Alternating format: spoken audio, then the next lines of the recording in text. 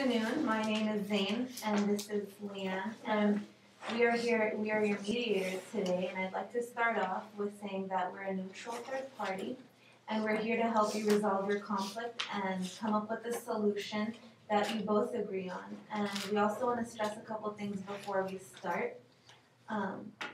One is to remind you that everything in here will be confidential. Second is to remind you that each of you are participating here voluntarily, and that this whole mediation process is for your benefit.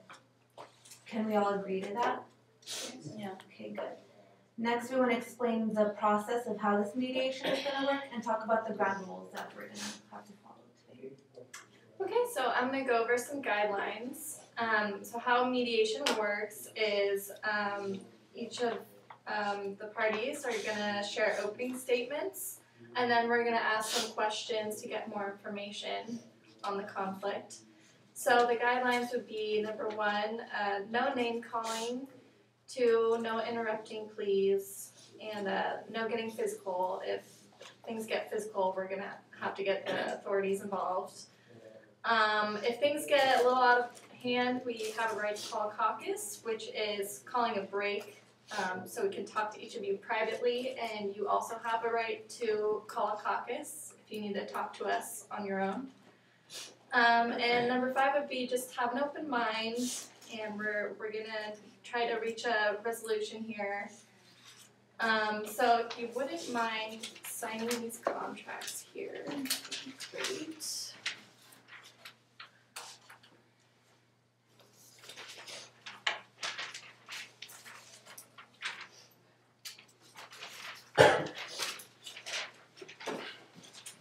And so how we're going to start is we're going to pick a number from 1 to 10, so it's fair. So I'm going to have you two think of a number. And,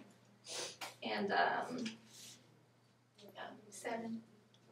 That's what I'll say 3. Okay, so my number is actually 8. So we're going to go ahead and start with your party. What's your... Do you guys want to... Yeah, sure, I'll make it. So we represent Raley's, the supermarket chain, and our union workers have gone on strike. They, for the past 15 months and over the last 60 negotiations, have,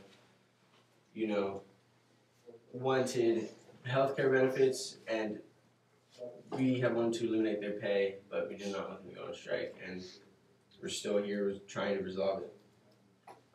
We run 115 stores in Northern California and 13 in Nevada. We employ over 13,000 people. Economic times are hard now, and we cannot simply, keel over to there once, and we're trying to, now we have this third-party mediation, and we're trying to wrap it up, but after 15 months, we're not willing to stop our processes to, give them what they want. The bottom line is we can't keep up with competition.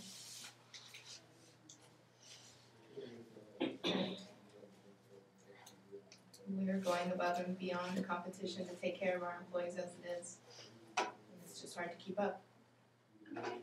Do you have anything else to elaborate on it? I think, we're doing the best that we can, and there are just, like Nassim said, we have a lot of competition, and it's just in, economic times right now, it's really hard to compete, and, we are really doing our best, but we can't promise our workers everything.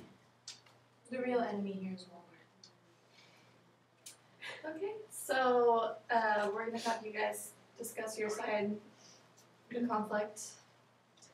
Well, I've been working with Raley's for a while now, and we don't get, as a supermarket, we don't get paid very, excellent wages. We don't make what CEOs make. And so we're requesting these benefits not because we're greedy. It's a necessity. It's we need to have welfare and health benefits. We need to have 401k. These are things we need as employees, and we are loyal to the company. We show up every day. We do our job the way it's supposed to be done. We handle our business. So we need you guys to take care of us in return. Because with our low wages, there's no way we can afford the skyrocketing health care. They've also not disclosed sale figures, so we don't know if they're really in trouble. They have not been forthcoming with that. And that's one of our big issues, is we just don't know if they're telling the truth or not. And it's tough economic times for us too. You know, we have to make it out there, and we're gonna have to start shopping at Walmart. You know, competition. Okay. And how do you guys feel about, you know, them losing their benefits? Well, let's address a couple of things first. You were mentioning loyalty, that you're loyal. Striking for 15 months is not loyalty. You mentioned wanting to see sales figures. Our responsibility as a corporation is to disclose our sales figures to shareholders. If you'd like to see those, become a shareholder, we'd be happy to share that with you. How do you feel about what she just said? Well, you mentioned that we should become shareholders. The current way that we get wages and the amount of money we make, we cannot even become stockholders if we wanted to. But disclosing of figures, you've been asked by the government to disclose your figures, and you've not done that. And we need to know these sales figures so that we can actually make a good deal, and that's fair for all of us. Do you think it's reasonable for them to know the sales figures? No, it's not. We started a company. This is a business. We're in the business of making a profit. We didn't open up a chain and a corporation to, you know, take care of people. Yes, we have morals and we have a sense of obligation above and beyond our competition, and that's why we do take care of our employees and provide for health insurance.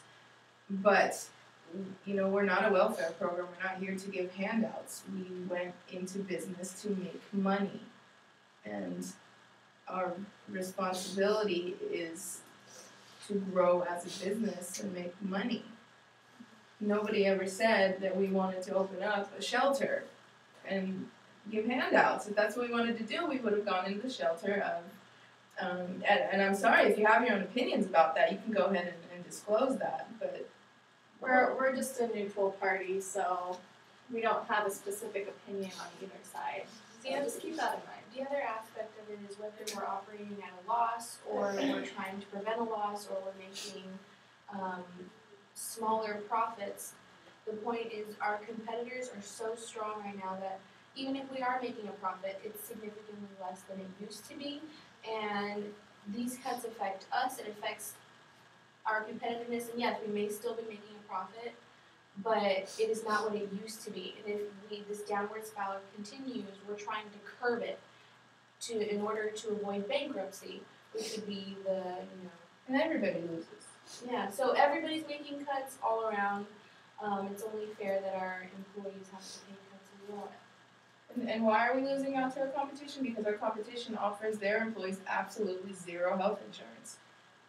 And we're just asking our employees to cooperate with us so that we can all stay in business. Because ultimately, if they don't decide to pay part of this rising premium cost, we're going to go out of business, and we're not going to have any profits. They're going to have no health insurance, and then they can go work for Walmart and, you know, make low wages and have no coverage. How would you guys describe your loyalty to the company previously and presently? Well, we wanted to make it work. We've been here 15 months trying to figure out a solution. We have 16 negotiations. And would you guys work for what we get if you were in our position? Like, how would you guys feel if you were in our position? So. Yeah, I'm curious to know if the CEOs are getting the cuts that we're getting on the lower end of the totem pole. I want to know, speaking in reference to loyalty, We were very loyal employees up until our rights were taken from us, our benefits were taken from us. We were empowered employees, and you guys are taking away the empowerment of the employees here and the loyalty by not disclosing information about our own employment, like plates. So, that's, first of all, it seems very suspicious. And it makes us, wonder, what do those numbers entail? And it also makes us, feel like our loyalty is diminishing with you guys.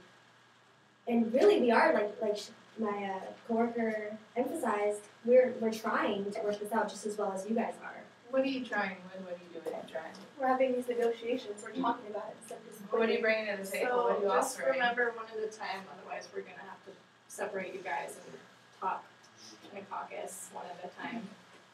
So for now, let's try to keep it one at a time.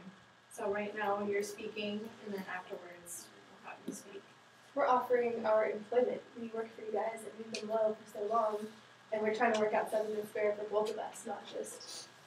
I know we're all here to make money, not just you guys. It's part of all of our lives. So I don't think that should be the fighting issue because it's what we all want.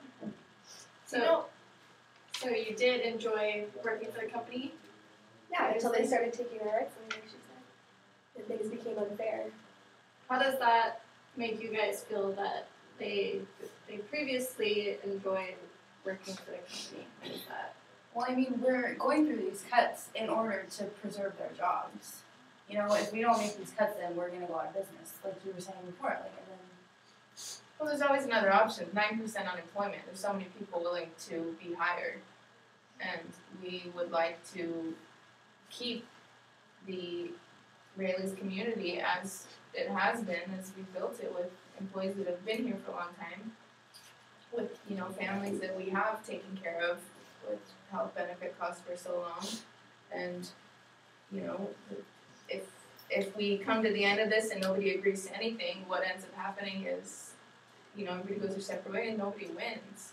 So we've come to the table with something. We're not asking them to take a complete cut on healthcare costs and act like Walmart employees. We're asking them to share the burden of the cost with us so they can stay in business. But they haven't come to the table with anything except threatening to strike. And striking for 16 months now. So what you're saying is that this is a lose-lose situation. Well, no, I'm saying that we've come to the table with an offer and they haven't done anything to offer something in return. That's what negotiations are. You're supposed to meet somewhere, but we can't just keep, giving something and then not offering something back. So basically, you would just like them to comply with the cuts, the healthcare cuts. Well, the challenge is we're all facing rising premiums here.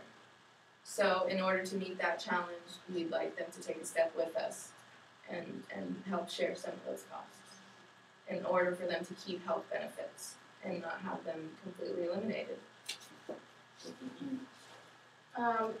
So would you be able to elaborate a little bit on that? Like, what would the plan be for that? Well, we are a privately owned company, so it's not like you're getting money from outside sources besides yourself. And we can't, like my associate was saying, we can't just give them all the healthcare benefits that they want. They get some, and we can't, pay them the premium on Sundays anymore. We just can't do it. And so we need to meet somewhere, and we haven't been able to do that. So. I think in coming to the negotiation table, the fact is cuts have to happen. They have to happen. And in coming to the negotiation table and meeting extensively, we're trying to give you an option of where you guys are willing to accept cuts and how, and which things you guys prioritize. We're open to receiving that feedback, but cuts have to happen. So, would you guys say you recognize that there's that the company is suffering a little bit financially? We want to talk about cost here. You guys want to bring up the fact that premiums are rising. This is a fact. I agree with you guys. But the corporation is making so much money than our hourly wages, first of all. Second of all, we are the closest to the clientele. If you guys want to keep your clientele base of regular grocery shoppers, you guys need to be faithful to us so that we will be faithful to the employees, because none of you ever come in contact with clientele. Third thing to think about, our work experience. Do you know what training costs would be for 13,000 people? Do you really want to just get rid of us all and train a whole new batch of people? Does that sound financially stable or financially appealing to you associates? Because I might be just a simple, lowly bad girl, but I can do numbers and I can see that $13,000 times training costs, which means no output, which means no clienteles are being met with those training costs. It's very expensive. Do you think that that there would be a possible solution by working together to figure something out? Maybe a compromise? I think that we are loyal every day. When we signed contracts as employees with Rayleigh, we were told we would have benefits. These benefits are being taken away from us. So our end of the bargain has been kept and upheld. I don't understand. I get the rising costs, but I don't understand if there's any other way you guys can go about, as administrators, as the intelligent individuals who work for the corporation, with a solution that would work for everybody. So it seems like you're upset because there's been a breach of contract, basically? I would say so. How do you guys feel about that? Do you understand where they're coming from with the, Well, in regards to, training costs, and yeah, it'll be more expensive initially, but in the long run, if we don't have to pay all these new employees, premium for Sunday shifts, we can cut back on their health benefits, we can, with this new staff, we'll have these cuts in place. We're saving money in the long run. I know Nassim and I have collectively decided that, we are okay with hiring new people. So if it has to happen, we could hire a new workforce without these benefits. We could go Walmart style, and our business would be insanely profitable. We have the potential of overtaking Walmart, but because Bridge is such a humanitarian, we're here entertaining the ideas put forth by our union members, and just this sense of entitlement and just unwillingness to compromise is just really ruffling our feathers. And just, ungratefulness. You think that it's not my job to be dealing with clients every day. That's not my position. My position is to oversee the company, oversee financial statements, deal with vendors, and move this company forward.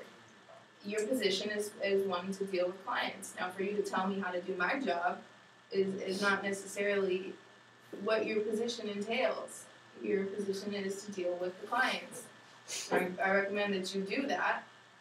So, if all your previous employees were just to completely quit and leave the company, there would be enough funds to just hire more? Yeah, we could put up a serious threat against our greatest competition, Walmart, because we could just do business the way that they do it and give our employees minimum wage and not take care of any health benefits. And guess what? Our profits would probably skyrocket, and our company would not be threatened to go out of business. With that being said, are there any compromises that you would be willing to at this point in time? At this point, I'm very offended. And I feel that my loyalty has gone out the window. And I just want to bring up that let's make this easy for us as union workers to let you guys fire us all off and then pay us unemployment until we get new jobs that we're satisfied with, because that costs more than just training those 13,000 people. And why can't you use the money you would use to train those people to give us the benefits that we need? All that money Because could that's give just- us, that would be a that's- compromise. You said we were ungrateful, but we're not ungrateful for something that's being taken away from us. We're grateful for what we have. We were loyal at the time, but we are ungrateful that you guys are taking that away and threatening us to hire all new people. And also, at one end, you're saying you're going to be going out of business. At another end, you're saying you're going to be profitable. That is why you got to release your profits. We don't know what you're telling the truth. One time you're saying we're going out of business, so we need to fire everyone, get new people, go Walmart style. Now you're saying, before you said, oh, we can make more profit if we cut this. What's the truth? We don't know. We need this information. So it sounds like you guys are upset because you're not hearing the truth. Do you feel like you're telling the truth to? We are telling the truth. Oh, Yeah. We got disclosed financial We wouldn't be here statements for in the past. 15 months, you know, if we were lying to you. I mean, if you want to see how much money we're actually making, They've that would make seen me it. happy. We've given financial Have you? statements before. Yeah. It doesn't sound like there has been. They want a full audit of every single receipt, we've given them financial statements before. So how are we supposed to compromise if you guys don't come with anything either? You want us to just be okay and let them know that you're telling the truth, but how do we know if you're not making us how can we see it? You know? Well, can you agree that rising premium costs have risen? Yeah. Would you guys be able to agree to provide a full statement of the finances and all that? I would be willing to, because I know that our numbers are going to show that we are not at a loss right now.